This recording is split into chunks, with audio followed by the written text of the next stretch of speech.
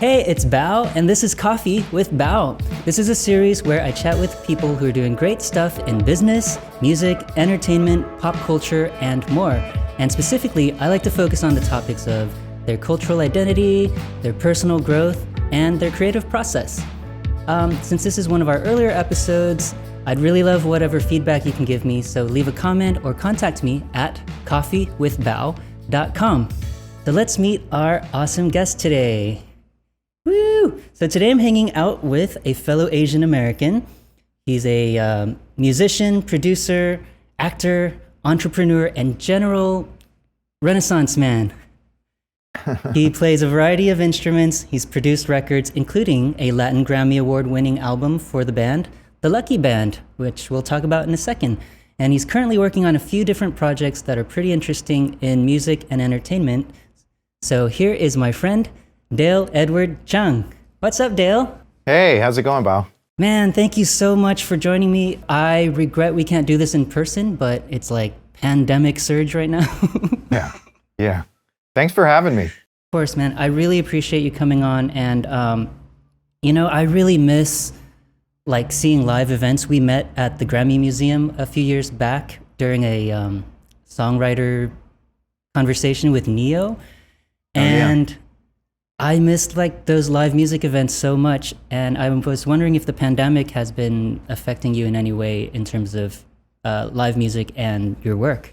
Most definitely. Obviously, there's been zero live music, and I moved to LA about 4 years ago, and I've been working at the Whiskey A Go-Go on their Tuesday nights Ultimate Jam Night as the house percussionist. That's the event where all the super pro session guys come and jam, right? Yeah, exactly.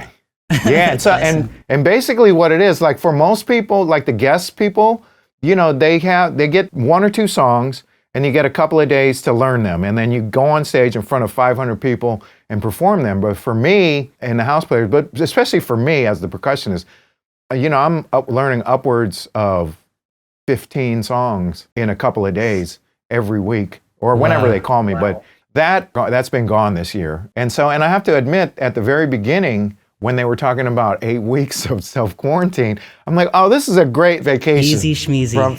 From doing that. But now that it's gone, 8-9 months, it's like I really, really miss doing that. And so hopefully we'll get it all together. And me too, man. I miss just being in person with everybody, and I hope we can get over this pretty soon.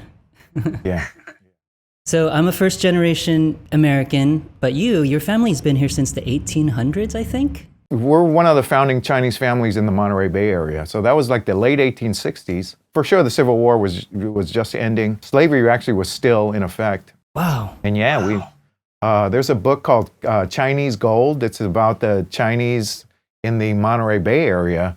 And there's like a whole section on my family. My answers are actually on the cover of that book. Whoa, that's so crazy. Yeah, a guy named Sandy Leiden, who was a professor at Cabrillo College. And he was doing all this research. He contacted, I think, my cousin. And so that really, that filled in a lot of gaps. But for years I said, I'm a proud illegal immigrant, because so what I knew was that my family didn't come through Angel Island, which was the immigration center for the Asians or everyone coming in from the East.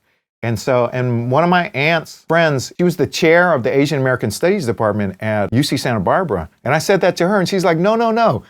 Your family's not illegal immigrants, because immigration didn't exist in America when your family got here. Whoa. I'm like, oh, that's even better. That's super interesting. How did your family make their way to the Bay Area where you were born and grew up? Well, I guess was the metropolitan area kind of California, really, or the West Coast was San Francisco. And so at the turn of the century, they just started making their way there. I think my great-great-great-grandfather, or whatever that is, he was a fisherman, right? So he was kind of a businessman. Oh, so we also had the first souvenir stand on 17 Mile Drive. That's awesome. Yeah. So he used to polish abalone shells, like fine jewelry. So there was always kind of a loop of business that was happening. And so I think at the turn of the century, they finally decided that that's where they needed to go, was to San Francisco. My segment moved to Berkeley eventually, landed in Berkeley. Cool. What were you like as a kid before you became like a musical adult? Well, when I was in like elementary school, I think I wanted to be an actor, although I didn't really do a lot of acting, but in my head, I wanted to do that. And so like in middle school is when I just kind of discovered music. I had listened to music with my brother's records and stuff like that as a kid. I came from a family of music appreciators and a very eclectic group of appreciators. My stepfather was a big country music fan. My mom was kind of a pop, big band, Frank Sinatra kind of thing. And they both loved Elvis because he was the meeting point of all of that. And then my brothers were into like pop and R&B. And I think what I wanted was to be in the spotlight, which is kind of weird. But so when I thought about, I want to be an actor or whatever when I was in elementary school, I think it was really, I want to be the center of attention. So let me get this straight. You were one of those kids who loved to perform and loved creative stuff, but you somehow ended up getting a regular job for a while before you actually said, man, screw this, I'm going to go do music. Yeah. Once I got into music, and really that was high school when I met people who were in bands, right? And I'm like, oh my God, is this something? I was taking piano lessons at that time, but I had friends that were in bands and they were doing like gigs, like they were playing in bands with their older brothers who were old enough to play in like clubs. And so I started roadieing for them, but I was like, oh, so you can be in a band and play songs on the radio? That's kind of how it went. And yeah, I worked, but every job that I had was all to justify like buying equipment for recording or keyboards or drums or whatever, right? And then eventually I became a creature of habit. I had the job, although in my head, I'm a musician, I'm this artist. Yeah. But the reality was that I wasn't. It was really kind of a hobby thing. But then I also had friends who went from like high school to playing with like Prince, getting record deals on their own. And that came and went, and I kept working, I was making money. Then one day, I just became not fed up, but like, you know what? I got to give this a shot. I have to try this. And so that was probably like 18 years ago. So it was late. I started focusing on this later in life.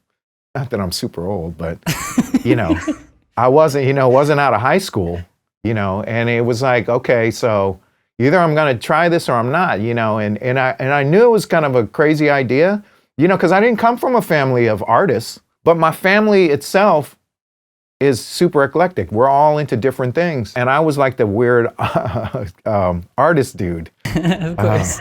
It wasn't something that I was like, okay, I'm just going to go for it. Like I had a job and it was like, okay, so I like living. I like paying rent. I like doing that.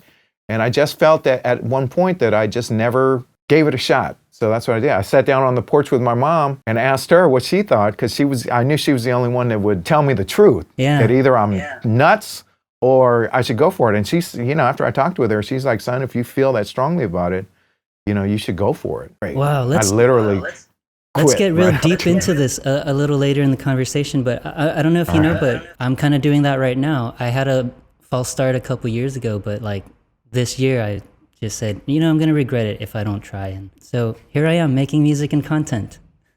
That's awesome. Like I encourage everyone to do that. I also believe everything happens when it's supposed to happen, but it won't happen unless you try. Absolutely. Especially in this, especially in the arts and entertainment, because so many people don't really think that that's a viable option. And it can be. There are tons of failures for sure. It's not like going and getting a degree in accounting and going to work for some corporation, or becoming a CPA. Totally. So eventually, I don't know if this is before or after you moved to LA, but eventually you got linked up with the band Confunction, who I thought had disbanded, but you guys were touring in the 2000s, right? Yeah, I played with them for 13 years. That actually was not in LA at all. Oh. So I got hired with Confunction like a year and a half after I quit my job in 2002. 2002 or 2003, something like that. How did how did you get linked up with those folks? That was by chance. So when I quit my job, I didn't really know a lot of musicians, so I called up a friend who was playing in a lot of cover bands. And so I was working for them for like $25 a gig. But it so happened this one week, it was this little dive bar in Pleasanton, California, called Poppy Lounge. And the drummer that they had subbing that weekend was the drummer for Confunction. And so we played the first set, and the drummer gets up, and he's like, dude, you're bad. Give me your number. That's awesome. Yeah, so that's kind of how it happened. It didn't happen right away. I got called for this one-off gig, 6 shows in the Bay Area. And so I just thought it was a one-off thing. And then at the end, the road manager came up to me and he was like, give me your number.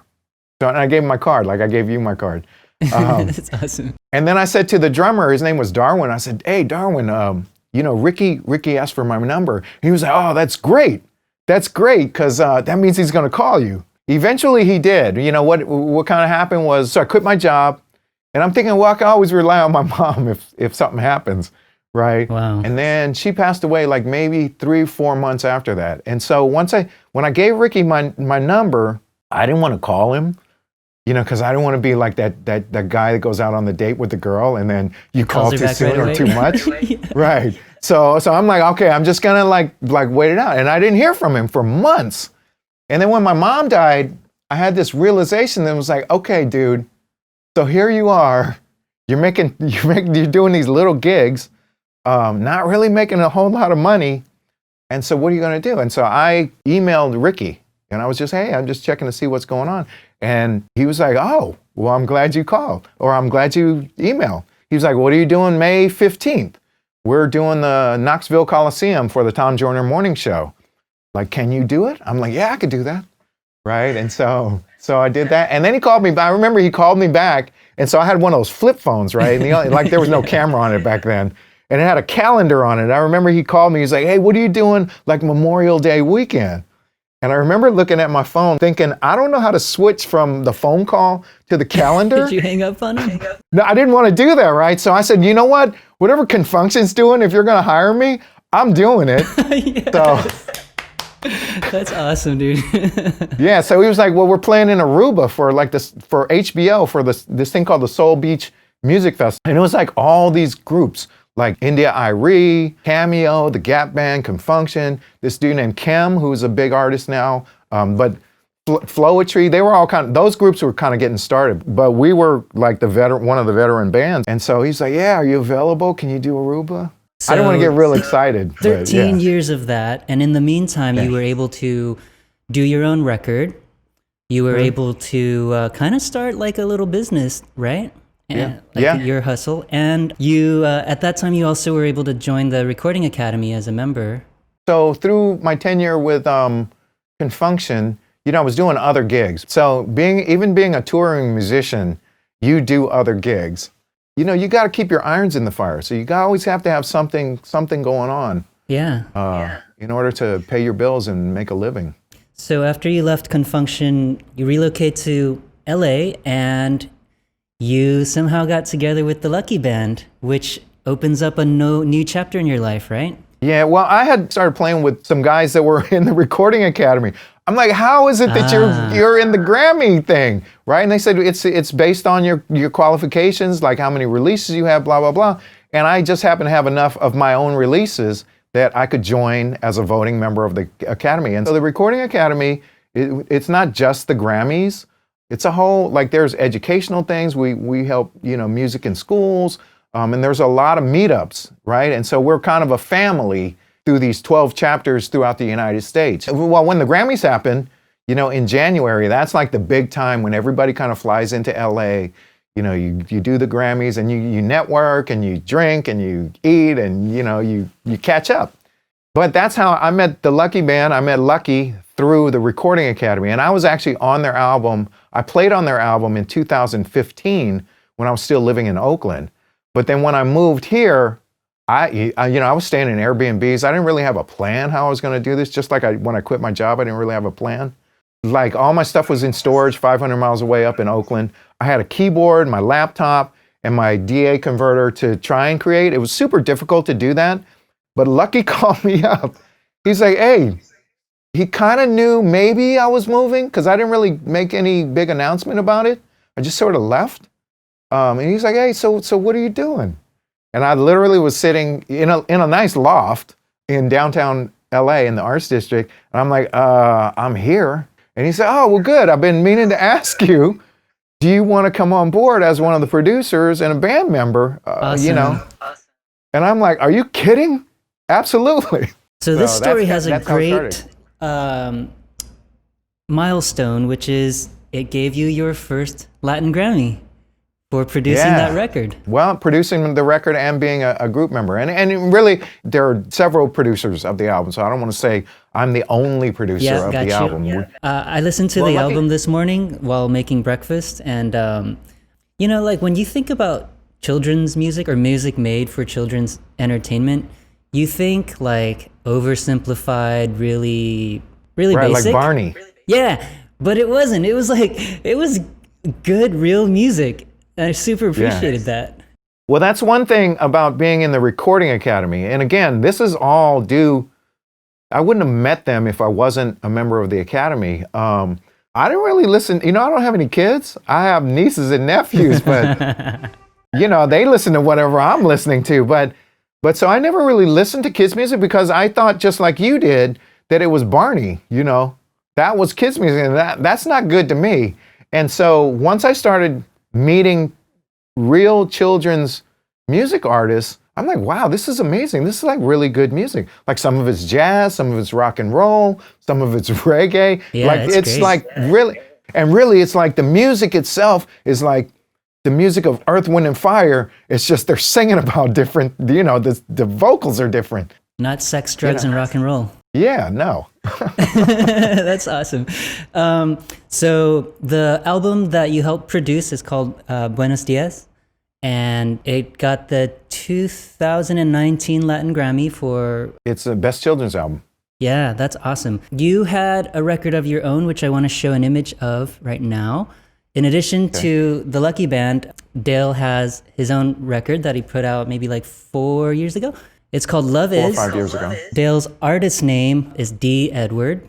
I think the music goes into some R&B, some jazz, some Latin grooves. It's like really interesting music. But I think you guys are going to love Dale's voice. The CEO over at smoothjazz.com compares it to Daryl Hall, Robbie Robertson, Darius Rucker, and recently Ray LaMontagne, which I totally agree with. It's soulful, rugged, and sexy, she says. And you can find Dale at dedwardmusic.com. And look him up. Dale, that album was really great. My favorite track is Mesmerized, for sure. Oh, awesome. It's catchy, it's great production. You know, aside from the physical trophy, obviously it's cool because you get to take photos with it, and a Grammy winner next to your name, what other doors has, you know, being involved with that project opened for you? Well, it's opened a few, you know, it's still pretty new, you know, and we went into the pandemic and self-quarantine, like we were supposed to go to Mexico and record at this amazing studio down there. And so that's been put on hold probably until after we get over all of this. But I've been asked to do like some really cool gigs that didn't happen. Oh, man. Didn't happen yet, playing with some amazing people. It's definitely opened some doors. And I don't want to say that my entire life has changed because I won that award and I have that trophy. Yep. But it's definitely a thing where people start to take notice of you. People, you know, if I have something that I'm doing, more powerful people are like, oh, what exactly are you doing? And let's talk about that, right? And so those are really the doors that have really started to open, and they're still opening. Again, the pandemic kind of threw a loop into everything. It just shut down everything. Yeah. The thing is, that goes for me for the rest of my life. I get to say that I've won that award, and being the kind of marketing hustler that I am, you know, it's always something that kind of used, not as a brag thing, but as a tool to speak to people and open those doors and, you know, maybe work on bigger projects, work with bigger people. And so the doors are still opening. One day, like I still do my laundry. I still, you know, still have to do my dishes. My house is still a mess. So now you've got your studio in Burbank or North Hollywood? It's in Burbank. Actually, my studio is actually in my house. Yeah. Now, since I've been here in LA, I've moved in and out of 2 studios. And the first one was because Lucky called me and said, "Hey, you want to, help produce this album and be on the album?" That album was called Made in LA. And I'm like, "Yeah." And so the first thing I had to do was drive back up to Oakland And grab your stuff. and get all my musical equipment, and then find a recording space. And so I did that, and I had that for probably 2-3 years. And then I moved into a bigger studio with some partners. Having to share my space was not ideal for me, just because I'm used to having my own space. But that worked out. And then coincidentally, I decided that I was going to move out, just coincidentally, and then the pandemic hit. So I just went ahead and kind of converted, my space in Burbank at my house to be my studio. So, and I have clients coming in. It's not, it's not super fancy. Like, it's not super fancy, but it works. Yeah, and your own record too, right? Yeah, I'm working on some new music. So Starita Records, I kind of signed a small deal with before the pandemic. They're releasing a remix album or EP of some of the songs from Love Is. Oh, cool. But that's going to be coming out at some point. And then I'm working on actual new music. Yeah. Which has been good. And I'm lucky that when I moved to LA 4 years ago, I've been busy, right? So I haven't worked on any of my own music. I'm going to remind people, so Dale's working on new music, which you can't hear yet, but if you want to check out his existing music, you can go over to dedwardmusic.com. His last album is called Love Is, and his artist name is d.edward. So Dale, when we met at the Grammy Museum, you gave me your card, obviously. And, like in LA, it's like giving somebody your card is kind of like a flex type of thing. And it's usually not like, let's keep in touch, right? And I'm so grateful that you're actually like a nice, kind human being that is open to other people. And I'm sure that has a ton to do with your success in the industry and just around town. And I want to just talk about you just making that leap to say, okay, I don't want to do work and then do music on the side. I want to do this thing that makes me happy, and this is what I'm talented at. I guess that's a long lead up to say, I'm pretty sure it hasn't always been super easy, and success doesn't always just come right away. What were some of the other stuff that you had to do to get by while you're pursuing your real passions? I especially at the beginning, again, I didn't have a plan, and I don't always recommend that, but I just quit my job and realized, well, I don't have any gigs. I don't have any music gigs. And then I was doing those $25 gigs, and it's like, that's not really paying my rent. Yeah. So I came to the realization that I did want to do music for a living, obviously, but I really didn't want to go work for someone else. I didn't want to do a regular job anymore. And so what was I good at? I kind of assessed myself, and at the time, I could make websites. I was doing HTML by hand. Yeah. In text files. And so I've learned that there are programs that you can actually not do that. But then I was doing graphics for people, website designs. That helped to tide me over. And, every now and then I take a part-time job. I do whatever it took to get me, to pay my rent and to keep food on my table. Yeah. That's what I did. Yeah. And you got to have 100 coals in the fire at the same time, right? Yeah. I kind of had diverse skills then. Now I have many more diverse skills in the entertainment world. That's awesome. Your surrounding musical network, your professional network, looks pretty diverse from what I've seen. And I was wondering if being a Chinese American in the industry, has that ever factored into your dealings in the industry, positively or negatively?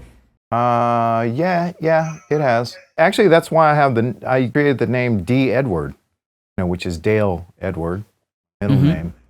Was my very first album that I did as a singer. I have other albums where I'm not singing, I'm kind of doing the production and the music, and I'm working with singers. But when I first started singing, because I was doing this bluesy R&B kind of thing, I knew about the music business. Back in the old days, they'd have black groups, and they wouldn't put their pictures on the cover. And that, like back in the, I guess maybe the 50s, 60s, that's kind of how it was. And so I know that, and I know the music business and the entertainment business. While it seems like it's this bastion of acceptance and liberalism, it's not really. You know, people can sometimes be very narrow in it. And so I created the name D. Edward. So my first album was called Little Red Box, and it didn't have any pictures of me on it. And so I just wanted people to just listen to the music. Yeah. And make your judgment there. And then you can see what I look like. And actually, so when I gave that album to the road manager of Confunction, he emailed me back. He was like, dude, I love the album. He's like, but who's D. Edward? You know, because I knew that there was not a stigma, but there's a preconceived notion. Yeah. If I was a piano player or guitar player or a classical pianist or violinist, no problem. But being a singer who's doing, and I'm American, right? While I'm an Asian American, I'm Chinese American, I'm from here, right? Because that's the beauty of America. We're all Americans. And some people were like, maybe you should just go into the light in your Asianness. But, I didn't do that. When I was a kid, I didn't see a lot of actors on television or in film that were heroic or sexy or... Yeah, that's really fascinating, Dale, because I feel like now the tide is changing a little bit, and I'm just hoping that I and a few of my contemporaries now are just going to force, that door open and kind of ride the front of the wave. I'm really happy to see things changing, but I asked you that question because I kind of knew the answer already. Yeah. The thing is, like, create good music. Create great music, and you will get through. I remember, I think it was back in the 80s, I think it was. Luther Vandross produced this guy. His name was Jerry Wu. And he was a Chinese guy. I think he was a teenager then, but he was like singing like soulful songs. He even had a song called Almanize, that's a whole Asian thing. Right. And I was like, oh, and he was like Luther Vandross produced him. So, he's amazing. And so he was really, I think, the first Asian to have like a hit pop R&B song. Yeah, that's interesting. Yeah, in my entire life, yeah. So I think a lot of your highlights of your career are pretty well publicized already, but you've been doing this for 18 years? What are some of the low points, the areas where you were like, wow, this is like a lesson that I'm learning to move ahead with? Well, I guess it depends on who you're working with, but there's no real loyalty in music in the entertainment business. Not for me, like I'm loyal. I'm a loyal person, but that part of it is something I had to learn. Oh, probably, make sure all your legal ducats are in a row. That's the thing, and that's not necessarily something I learned, in the 18 years. That's just being in the music business. Spend that money on an entertainment lawyer to make sure all the contracts are right. Work with an accountant to make sure all your money is right. As Ray Parker once said, I saw in a documentary, Ray Parker Jr., who wrote Ghostbusters. And he's like, yeah, because in this business, people go down to zero because they don't watch their money, right? And they don't take care of the business end of things. And that is probably one of the most important things I would say that I've learned. That's awesome. Well, that's really good advice for all of us. I guess regardless of industry, if you're out there doing in uncharted waters, just like try to do things properly, right? Yeah, right. Yeah. Exactly. Yeah. So, I've heard that your personal motto is think rabbit. And I love that. And I think it'd be awesome if you can explain that to the audience. Yeah, that's kind of a it's funny. It's kind of a lowbrow way of thinking, but that's me. So if you've ever watched the Bugs Bunny, the Warner Brothers cartoons, there's this monster. I think he's an orange monster. He's this hairy monster, and he's like trying to kill bugs. Like Bugs, like he pretends everything. He pretends to be a character to try and get away from this monster's grip. At one point, he's like a hairdresser, and he's like putting curlers in his hair, and there are sticks of dynamite. So there's this one scene where the monster is getting ready to pounce on Bugs, and Bugs is lying on the floor, and he goes, "Think, rabbit," because he had to think his way out of it. And so that's kind of how I live. Like, I don't try to meet people to see what they can do for me. You know, I'm not that kind of person. You know, I like to meet people who are good people. I like to hang around people who are genuine. It's great if they're successful. It doesn't matter if they're not. That's how I've been able to kind of keep all these irons in the fire, to think of new things, to kind of reinvent myself. So that's what my motto. It's like, think rabbit. Like, so you're in this situation, what are you going to do? Yeah. You know, Awesome. and how are you going to get out of it? You know, and nothing is ever a straight line. You make this decision, and that gives you a whole other palette of decisions that you can make. So that's kind of how my life has worked, and it's never been a straight line. I love that. That's a really great, you know, that motto is so cool, but it also just opens up this like view into the way that you solve your problems and the way that you approach all the many challenges that you've, you know, seen. So that's really cool. I have this question for you that's a personal one for me.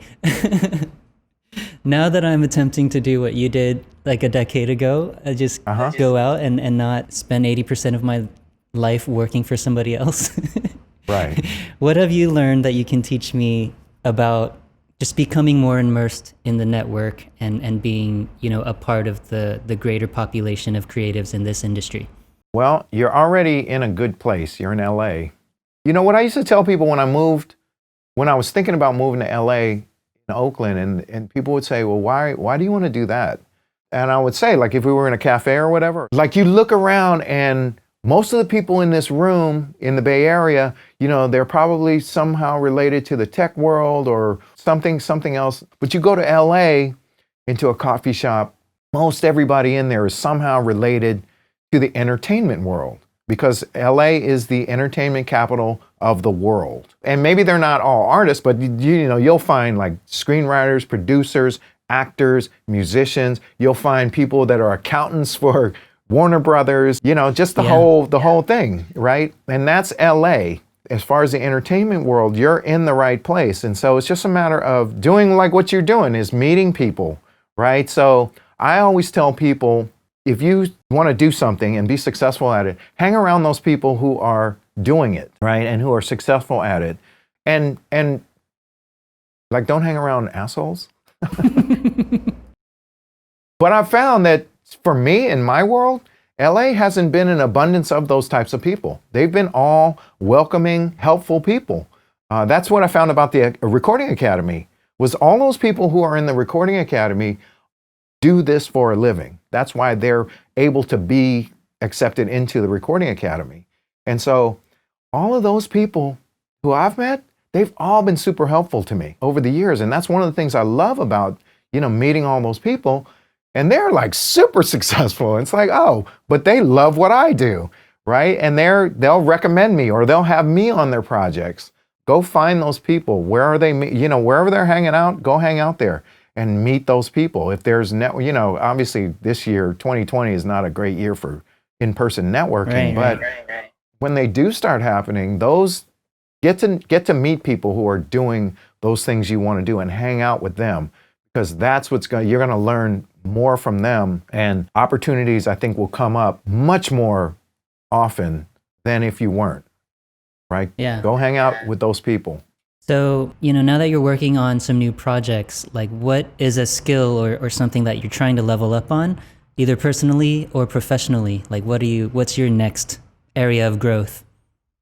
Well, I'm actually working as a producer, like for film. You know, this is hanging around people who, you know, are kind of like-minded people. Right now, you know, I'm really learning like the real ins and out of filmmaking, not just the independent thing where you got a camera and some friends and you have an idea and a script, you know, but learning that aspect of it, like the real aspect of it, you know, starting a film LLC, that whole different level of filmmaking. That's what I'm working on right now. Started doing some sound design over the course of the pandemic, which that's a whole other thing. So that's a combination. So sound design for me as a recording engineer, producer type, I know how to do that, but working on film, like creating the sounds for film, you know, working with dialogue, and then placing the music, not necessarily creating the music, but doing that whole sonic landscape. Yeah. That's a whole different thing. You know, I always looked at myself as being the person in charge. So I really like the whole producer thing. I like being talented too. So I like acting. But the producing part has been challenging and exciting. And it's a big deal. Yeah. Like, you're starting a business in the film world. It's a huge, steep learning curve. Dude, good luck with that. I'm around if you need any of my skill sets. Hit me up. Awesome. I really appreciate you spending time with me, Dale. It's like been such a nice chat and really nice to get to know you like on a different level like this. This is cool. Thank you. I had a good time. Awesome. So my guest today, y'all, has been Dale Edward Chung. His musical act is called D. Edward, and he's a member and producer of the Lucky Band. Actually, he's a Latin Grammy Award-winning member and producer of the Lucky Band. And you can find him at dedwardmusic.com. Thanks for this conversation. Thanks for spending time with me and sharing your story too. Can you hang on while I give a little outro, and then I'll come back and say a proper goodbye? Sure. Awesome, man. Thanks.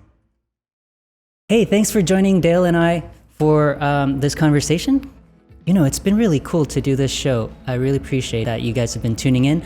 Now that I've heard a few bits of feedback, what I need from you is just to share this. If you like this content, share it with people. It's like a nice thing to absorb during this weird time where we're all isolated. So anyway, if you want to reach me, hit me up at coffeewithbao.com. Thank you so very much, and we'll see you next time. Thanks for having Coffee with Bao and Dale.